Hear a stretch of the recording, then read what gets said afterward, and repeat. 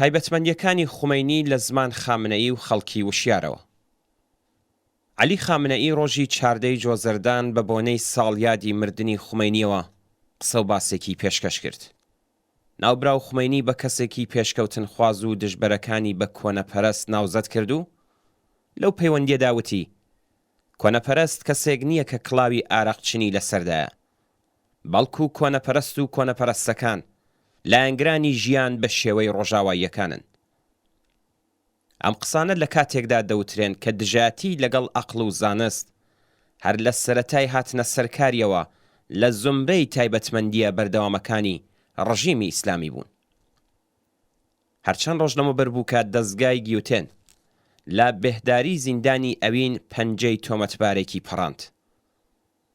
گەشتی دیفاع لە حیجاب و عیفاف یان داوێن پاکی ئیسلامی، ژنان لە شەقامەکان دەست بەسەر دەکەن و لاتوولوتەکانی لایەنگری ڕژیم ئەسید بە سەرچاوی ژنانی ئازادی خواز دەپژێنن. کەسانی سەر بە ڕژیم لە تەلەڤیزیۆنەکانەوە بانگەشە بۆ کەڵک وەرگرتن لە ڕۆنی بەنەوشە دەکەن لە بری واکسنی دژی کۆڕۆنا. بەهاییەکان دەست بەسەر و تەنانەت گۆڕەکانیان دەشێوێنن. بانگەشە بۆ فرەژنی و هاوسەرگیری لە تەمەنی منداڵیدا دەکەن. بەو حاڵەشەوە خامنەئی نەک جەهل و خوڕافاتی ئیسلامی و نە ئاپارتایدی ڕەگەزی و نا بە پەرەپێدان بە ئیمامزادەکان و چاڵی جەمکەران، بەڵکو عەقڵ و زانست، پێشکەوتووی، خۆشگوزەرانی، ئازادی و مافی مرۆڤ کە دەستکەوتگەلێکی کۆمەڵایەتی کرێکاران و خەڵکی خەباتکاری ڕۆژاوان بە کۆنەپەرستی دادەنێت. مانا و بایەخەکان لە کۆماری ئیسلامیدا چەواشە و بێناوەڕۆ کراون.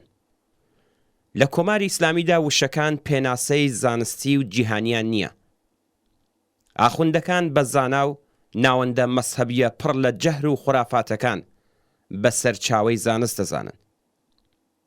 دژە شۆڕشی ئیسلامی وەک شۆڕش ناو دەبەن و تند و تیژی و وەحشیگەریان ناوە دڵسۆزی و مێهرەبانی ئیسلامی.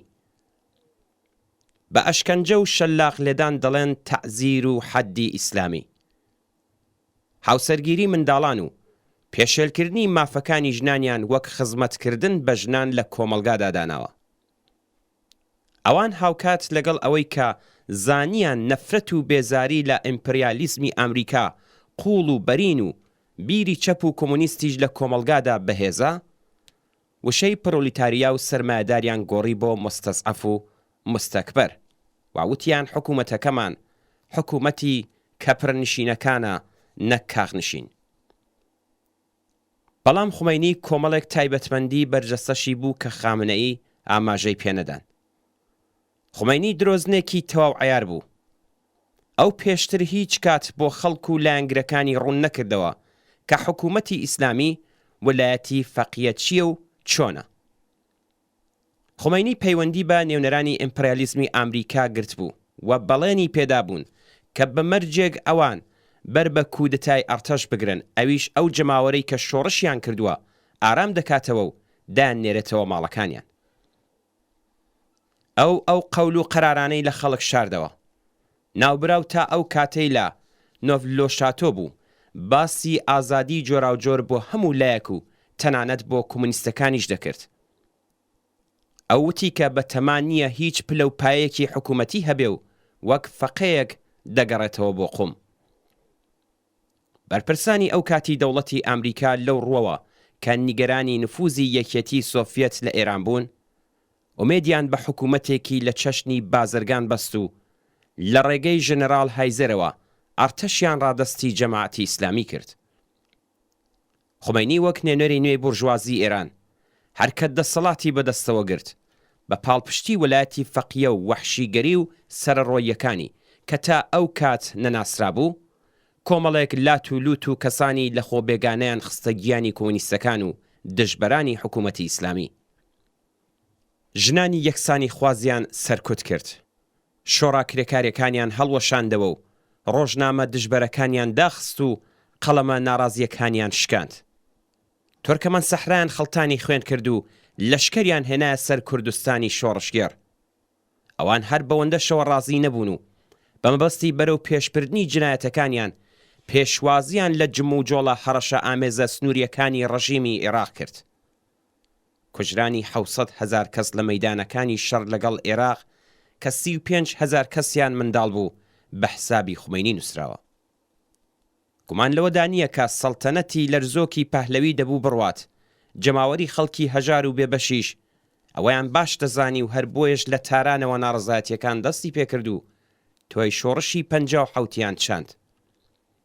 بورژوازی لاوازی ئێران کە خۆی بەشێک بوو لە حاکمیەتی گەندەڵی پەهلەوی لە دژی خەڵکی زەحمەتکێش و هێزە چەپ و کۆمۆنیستەکان دەستبەداوێنی یەکێک لە کۆنەپەرستترین هێزەکان واتە مەیلی داڕزیوی ئیسلامی سیاسی و بە کۆمەکی ڕاگەیەنەرەکانی وەک BBC فارسی خومەینیان لەسەرەوەی خەبات لە دژی ڕژێمی شادانە.